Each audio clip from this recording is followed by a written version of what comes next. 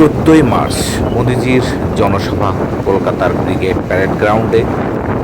আমরাও চললাম মোদিজির জনসভায় অংশগ্রহণ করার জন্য। আর এখন আমরা চলছি মা ব্রিজ থেকে। সামনে গুলুদা যাচ্ছে, তার মেয়েকে নিয়ে। সোনা আছে, আমি আর সুমন আছি একটা বাইকে। সুমন বাইক চালাচ্ছে, আমি পিছনে বসে ভিডিওটা করছি। আর মা ব্রিজ থেকে আমরা এখন এগিয়ে যাচ্ছি সামনের দিকে। দেখুন, আমরা এখন আছি ঠিক মিন্টো পার্কের কাছাকাছি। তো মা ব্রিজটা অনেকটা বড়, সেই সায়েন্স সিটির ওখান থেকে ব্রিজটা প্রায় শেষের মুখে। আরেকটু এগুলোই আমরা রেস কোর্সের মুখে গিয়ে নেমে পড়ব। ডান দিকে কলকাতার সব থেকে উঁচু বিল্ডিং 42 টাওয়ার দেখা যাচ্ছে। কলকাতার উঁচু বিল্ডিংটাও আজকে তাকিয়ে আছে মোদিজি কখন আসবে।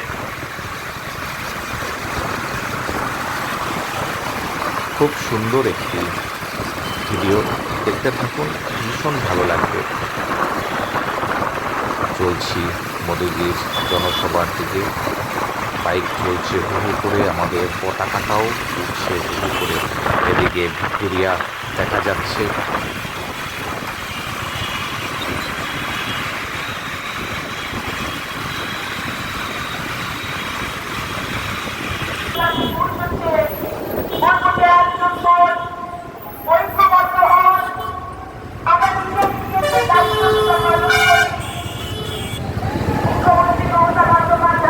ঢুকে পড়ো বাদিকে।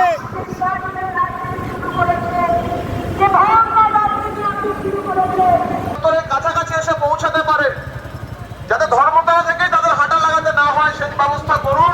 যারা গাছতলায় রয়েছে, রাহুল সিনহা আমার সাংসদ, সম্মানীয় আমার বন্ধুরা, ভাইরা, আমি আপনাদেরকে আমার ব্যক্তিগত প্রণাম জানাই। যতক্ষণ পর্যন্ত মঞ্চের মাঝখানে না আসবেন, আপনারা যেন না থাকেন। মাঠে তো জায়গাই পারবে না, ঢুকতে পারছে না, গাড়ি ঘুরিয়ে দিয়েছে। রাস্তা আটকে বলো তো। 14 তলাটাকে কাঁপা শুরু করেছে শুনলাম।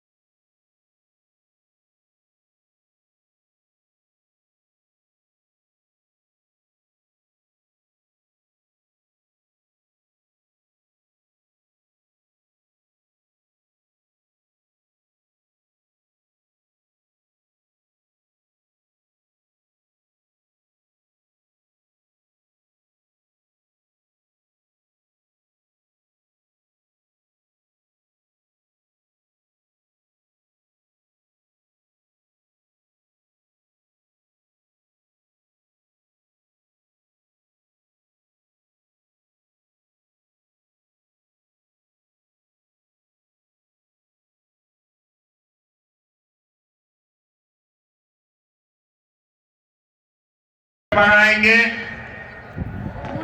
इसका फायदा यहाँ के सामान्य मानवी, किसान, व्यापारी और स्टूडेंट्स को मिलेगा। রেকর্ড হচ্ছে। भाइयों बहनों, यहाँ की निर्मम सरकार ने बंगाल के युवाओं को पलायन का अभिशाप दिया है। आप सब जानते हैं बंगाल के युवा प्रतिभा और हुनर আজকের দিনটা কত সুন্দর, মনটা ভরিয়ে দিল আনন্দে। আকাশের ওদের ঝিলিক, বন্ধুদের আড্ডার ফাঁকে ঠিক এই ছোট্ট ছোট্ট খুশির আবেগ মনে আঙ্কে